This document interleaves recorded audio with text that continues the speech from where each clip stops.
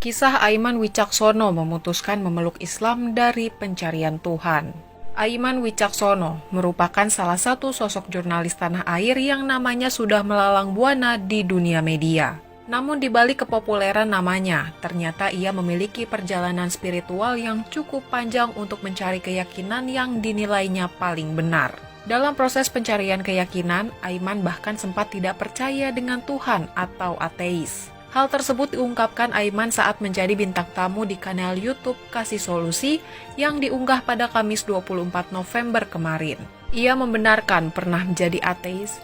Ia membenarkan pernah ateis di kelas 2 SMA tahun 1994 sampai 1995. Itu terjadi, kemudian ada ledakan, lalu kemudian pecah menjadi planet. Pokoknya intinya semua itu terjadi dengan sendirinya. Oke.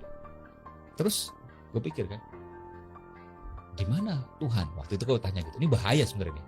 Di mana Tuhan? Semua terjadi dengan sendiri kok. Aiman pun menjelaskan jika ateis itu beda dengan agnostik. Menurutnya, ia benar-benar ateis dalam artian tidak mengakui keberadaan Tuhan, sementara agnostik masih mengakui adanya Tuhan tapi tidak beragama. Aiman menceritakan saat itu dalam dirinya sempat terjadi pergolakan untuk membuktikan adanya Tuhan. Ketika sudah menemukan, oh Tuhan itu ada, lalu apa buktinya Tuhan itu memilih Islam, kan begitu? Iya. Nah itu kalau saya nggak mau sebutkan di sini, tapi bahwa itu menjadi ikhtiar dari masing-masing orang. Setelah melalui berbagai pemikiran dan perenungan, Aiman akhirnya menyadari jika alam semesta dengan segala rahasianya tidak mungkin tidak ada yang menciptakan. Ia pun mulai menyadari keberadaan Tuhan sebagai pencipta dan pengatur alam semesta. Namun ia belum menentukan agama mana yang menurutnya paling tepat. Aiman yang menyukai ilmu sains dan logika kemudian membaca berbagai buku soal alam dan Tuhan. Ia pun kemudian membaca salah satu buku yang mengupas tentang matematika dan Al-Quran. Nampaknya Aiman menemukan keunikan Al-Quran di mana jumlah lawan kata di dalam Al-Quran jumlahnya sama persis. Dia lawan kata. Paradoks gitu ya? Iya, misalnya hitam dengan putih kan gitu ya. Besar, kecil. Besar, kecil. Ada banyak tuh lawan kata. Jumlahnya sama, bos.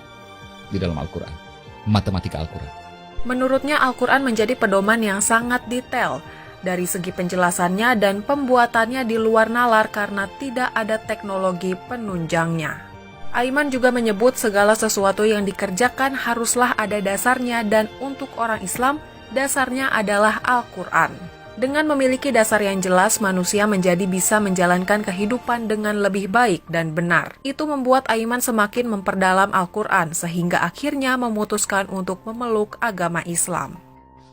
Mas Aiman ini adalah Islam yang dipelajari, Islam yang betul-betul, oke ini gue jalanin nih. Mudah jawabannya. Itu gimana? Ya Islam yang harus kita jalani adalah Islam yang sesuai Al-Quran dan Sunnah, kan gitu. Oke. Sesuai Al-Quran dan hadis, kan begitu ya? Ya, betul-betul. Nggak ada yang lain, nggak ada yang bukan, kan begitu. Oke. Ya, kalau mau ditambahin,